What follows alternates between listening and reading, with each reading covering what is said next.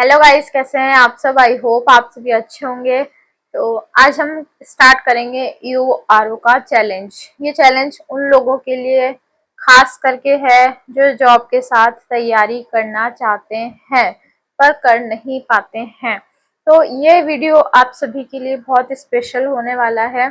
तो इस वीडियो में अभी हम क्या करने वाले हैं, अभी बज रहे हैं शाम के 7 और मैं अभी ऑफिस से आने के बाद में बैठी हूँ। मतलब 6 बजे तो ऑफिस क्लोज होता है, मतलब 6 बजे तक मुझे वहां रहना होता है। उसके बाद में 6:30 पौने 7 घर पे आने में बच जाते हैं। तो अभी इच्छा तो ऐसी कर रही है कि नहीं पढ़े, सोते रहें, लेट जाएं।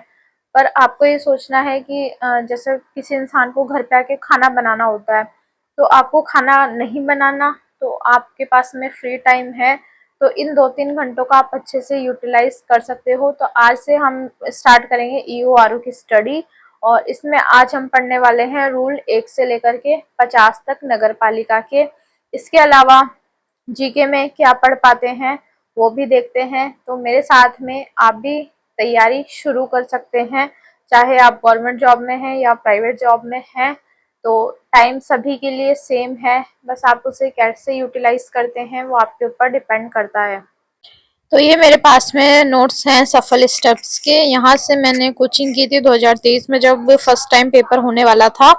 तो उसमें तो मेरा सिलेक्शन नहीं हुआ था, पर अब की बार कोशिश करेंगे कि सिलेक्शन हो जाए।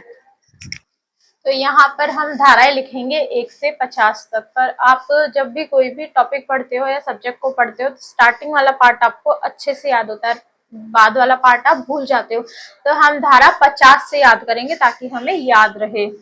तो धारा 50 में क्या है, तो गाइज यहाँ पर मेरे पास में बोर्ड था, इसलिए मैंने 1 से 50 तक धाराएं पढ़ने के बाद 50 से यहाँ पे लिखना शुरू किया है। मैंने 1 से इसलिए नहीं लिखा क्योंकि 1 से तो सभी को याद होता है, पर जो लास्ट वाला होता है वो हम भूल जाते हैं। तो आज मैंने लास्ट से शुरू किया है। तो यहाँ आप देख सकते हो 50 में है कार्यभार सौंपना। तो अध्यक्ष किसको सौंपेगा? उपाध्यक्ष को। उपाध्यक्ष नहीं है तो राज्य सरकार के निर्देश के अनुसार किसी सदस्य को। इसी तरह से उपाध्यक्ष सौंपेगा अध्यक्ष को। और सेम अगर अध्यक्ष नहीं है तो राज्य सरकार के निर्देश अनुसार किसी सदस्य को। और अगर नगर पालिका निष्क्रिय हो गई है तो नए नगर पालिका में नियुक्त अधिकारी को सौंपा जाएगा। और अगर 60 दिनों तक भी कार्यभार नहीं सौंपा जाता है तो जो नया लेने वाला सदस्य है कार्यभार, वो खुद कार्यभार ग्रहण कर सकता है। इसके बाद हम धारा 49 की बात करें तो इसमें है मुख्य नगर पालिका अधिकारी की शक्तियां और कर्तव्य, यानी कि ईओ की शक्तियां जो कि आप बनने वाले हो। तो इसमें इसका कार्य क्या होता है? सभी मामलों पर अध्यक्ष को सलाह देना कि वो नगर पालिका के हित में है या नहीं है, और सरकार को और अधिकृत व्यक्ति को 7 दिनों के अंदर सूचित करना।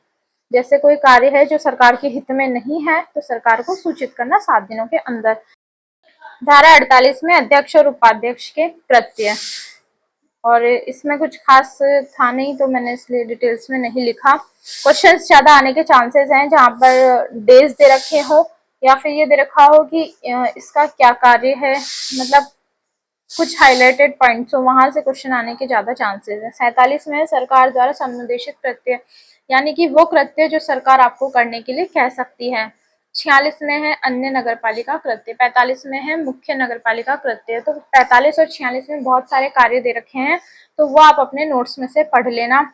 44 में है अध्यक्ष और उपाध्यक्ष के निर्वाचन की विधि मान्यता का अवधारण, यानी कि किसी को चुनाव में कोई प्रॉब्लम होती है तो चुनाव याचिका के माध्यम से उनको चुनौती दी जा सकती है, सिर्फ चुनाव याचिका के माध्यम से।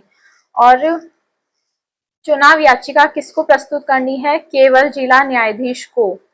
और चुनाव याचिका कौन दायर कर सकता है? या तो पराजित उम्मीदवार होगा या फिर ऐसा उम्मीदवार होगा जिसका नामांकन खारिज कर दिया गया है। और इसके लिए आपकी 1000 रुपये फीस लगेगी। अगर आपकी सही नहीं पाई जाती है शिकायत तो 1000 रुपये को जब्त कर लिया जाएगा। तो ये यहाँ तक धाराएं हो गई हैं। अब तो एक बार अगर हम जल्दी से इन सभी रूल्स को रिपीट करें तो बताओ 44 में क्या है? अध्यक्ष और उपाध्यक्ष के निर्वाचन की विधि मान्यता का अवधारण। 45 में क्या है? 45 में है मुख्य नगर पालिका कृत्य। 46 में है अन्य नगर पालिका कृत्य, 47 में है सरकार द्वारा समुदेशित कृत्य, 48 में क्या है अध्यक्ष और उपाध्यक्ष के कृत्य, 49 में क्या है मुख्य नगर पालिका अधिकारी की शक्तियां और कर्तव्य, और 50 में क्या है कार्यभार सौंपना। तो आई होप आप सभी को ये याद हो गया होगा। तो इनको जल्दी से आप रिपीट करें अपने माइंड में। इसके बाद हम नेक्स्ट आगे रूल्स पर।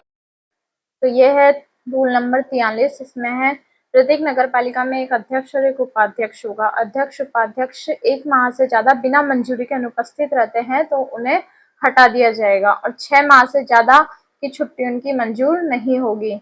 इसके बाद त्याग पत्र उपाध्यक्ष देगा अध्यक्ष को और अध्यक्ष देगा राज्य सरकार द्वारा नियुक्त अधिकारी को। त्याग पत्र 30 दिन या मंजूरी जो भी पहले हो तब से मान लिया जाएगा। अगर रिक्ति 6 माह तक रहती है तो रिक्ति के बाद 6 महीने के अंदर चुनाव करवाने होंगे, और जो अध्यक्ष उपाध्यक्ष है वो शेष कार्यकाल के लिए काम करेंगे। इसके बाद है 42 में है कोई सदस्य संसद, विधानसभा, पंचायती राज संस्था और नगर पालिका दोनों की सदस्यता एक साधारण नहीं कर सकता।